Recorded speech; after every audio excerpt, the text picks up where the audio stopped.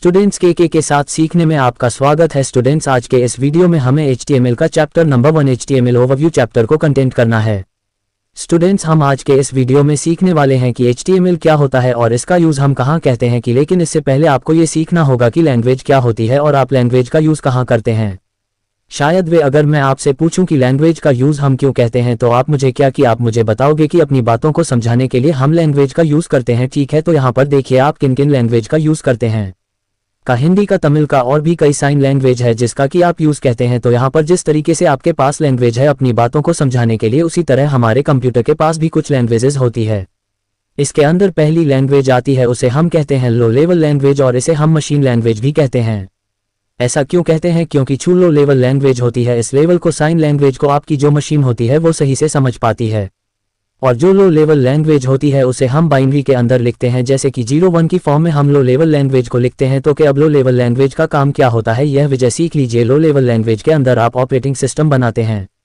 Operating system का मतलब जैसे कि विंडोज 7, विंडोज 8, विंडोज 10, ये साइट जितने भी सिस्टम सॉफ्टवेयर ऑपरेटिंग सिस्टम होते हैं ये सभी की सभी आपके लो लेवल लैंग्वेज में बनाए जाते हैं।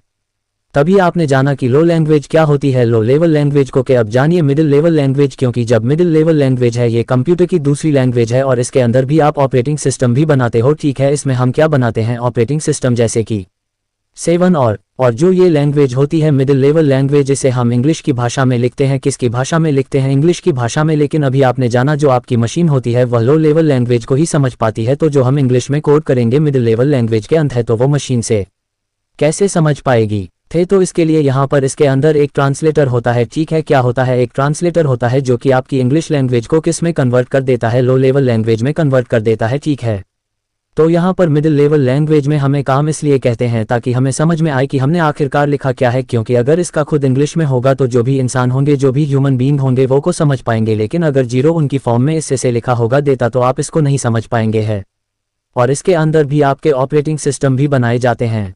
नेक्स्ट जो लैंग्वेज है वह होती है कंप्यूटर की हाई लेवल लैंग्वेज। अब इस लैंग्वेज में क्या बनाया जाता है? जैसे कि आपकी लो और मिडिल लेवल लैंग्वेज के अंदर ऑपरेटिंग सिस्टम को बनाया जाता है, उसी तरह से आपके हाई लेवल लैंग्वेज के अंदर वेबसाइट्स, एप्लीकेशन, सॉफ्टवेयर को बनाया जाता है। ठीक है, जैसे कि अगर आपको वेबसाइट बनाना है, ये वेब एप्लीकेशन बनानी है, तो वो सारे काम हम हाई लेवल लैंग्वेज के अंदर कहते हैं और इसी के अंदर हम सीखते भी हैं। और जो भी आपके हाई लेवल लैंग्वेज होती है उसका जो कोड होता है वह इंग्लिश के शब्दों में होता है। ठीक है, लेकिन अभी आपने जाना कि आपकी जो मशीन है वो कौन सी लैंग्वेज समझती है? लो लेवल लैंग्वेज समझती है। तो मैंने आपको बताया था कि इस लैंग्वेज को एक ट्रांसलेट कर दिया जाता है लो लेवल लैंग्वेज के अंदर, और ट्रांसलेट करने का जो काम है वह कौन करता है? इंटरप्रेटर एक नाम का एक सॉफ्टवेयर होता है जो कि आपकी इंग्लिश के कोड को लो लेवल लैंग्वेज के अंदर कन्वर्ट कर देता है। ठीक है, जिससे कि जो भी आप कोड कहते हो वह सब कोड आपकी मशीन समझ पाती है। तो हाई लेवल लैंग्वेज के अंदर ही आपका HTML भी आता है। ठीक है, तो यहाँ पर देख लीजिए कुछ इस तरीके से कोड किया जाता है हाई लेवल लैंग्वेज के अंदर, और यहाँ पर आप सीखते हैं।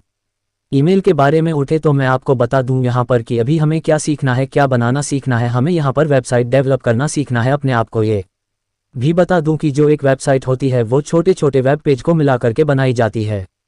फिर से सुनिए, जो आपकी वेबसाइट होती है वह कई सारे पेज को मिला के एक वेबसाइट बनाई जाती है। तो हमें यहाँ पर क्या कहना है? पेज को डेवलप करना है। कैसे पेज? इस वेब पेज को। ठीक है, तो वेब पेज को जब हम डेवलप कर लेंगे कई सारे वेब पेज को और उसको इकट्ठा कर देंगे तो वो एक वेबसाइट बन जाएगी। तो आपको समझ में वेबसाइट कैसे बनती है।